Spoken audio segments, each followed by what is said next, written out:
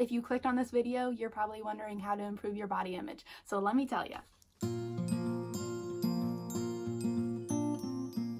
The first two things I'm going to start with are things that you can physically do.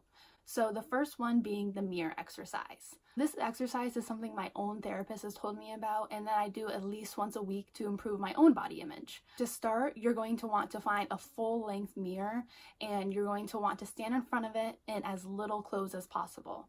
So the reason that you're doing this is because you're going to look in the mirror and find things that you like about your own body. At first, you may feel very uncomfortable and you may say, there's nothing I like about my own body.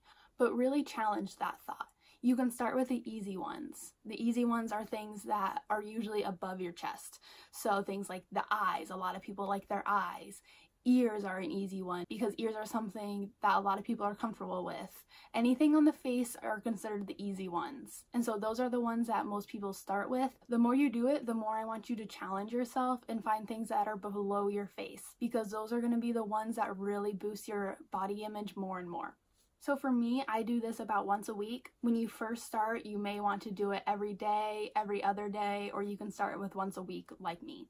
I've always done it once a week. I've never done it more than that. And it's something that I really try to keep up with because I have seen a big boost in my body image. And the more I do it, the easier it gets to find new things that I like about myself. So the other thing kind of goes along with the mirror exercise, and it's called a gratitude journal. Gratitude journals are different for whoever's writing them. You can set yours up however you want, but what I want you to do is after you do the mirror exercise is to go to your gratitude journal and try to write down body parts that you're grateful for and why. So these are not based on looks like the mirror exercise was. These are more based on function. So in my own gratitude journal, I write things like, oh, I'm thankful for my legs because they allow me to run. I've been running more often since the new year and I thought it would be a great time to say thanks to my own legs for giving me the strength to do that activity. The gratitude journal is really function based and I like to tie it to an activity that I can do because of the body part. The next tip I have is something you're also going to do, but I don't really count it as an exercise because it's more of a fun one. So the next thing is to dress up. I specifically do this for body image and for depression, but you may just be able to do this for your body image or you may just want to do it for your depression. What I do is when I'm feeling low about my body or when I wake up feeling more depressed than normal or I've just had a few days that I've just been feeling low, I dress up in some really nice clothes, I do my makeup, I do my hair, I put on some jewelry, and just going through the motions of getting ready and treating yourself like that can really boost the things we're working on. And try not to think, oh, well, I'm not going anywhere, so what's the point?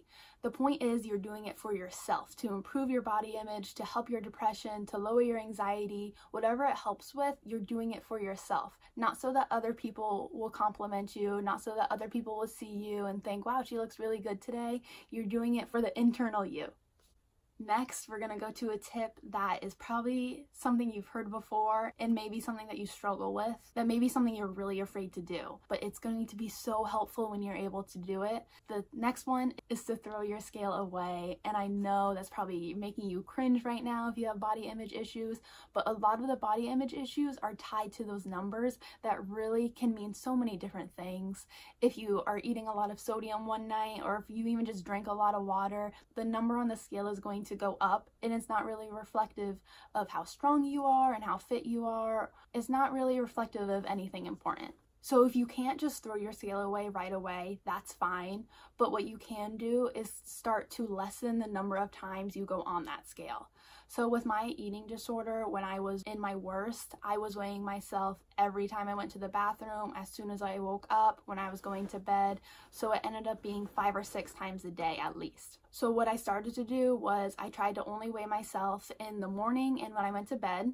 And then I went to just in the morning, and then I went to every other morning, once a week, once a month, and then I was finally able to throw it away. So it does take a while, but I promise once you're able to do it, hi Zos, but I promise once you're able to do it, you will see a difference because the number is messing with your brain and making you see yourself as someone that you may not be. The last thing I suggest doing is a social media cleanse. This involves going through all the people you follow, clicking on their profile, and seeing how it makes you feel. So this may take a while, and you may just want to start with the Fitspo people if you're following any of them, because those are the ones that really may be the triggers that you're not recognizing. So go to their profile and just take an internal catalog of how you're feeling.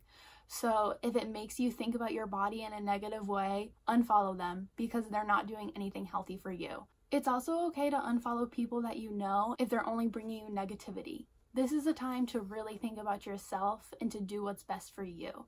So remember that when you're going through everyone that you follow. This is not to say that all Fitspo people are going to be triggers, but a lot of them tend to be because they're focusing more on physical fitness than on mental health fitness. So if you're new to my channel, thank you for watching. And if you've been to my channel before, thanks for coming back. I hope you enjoyed the video and I hope to see you next time.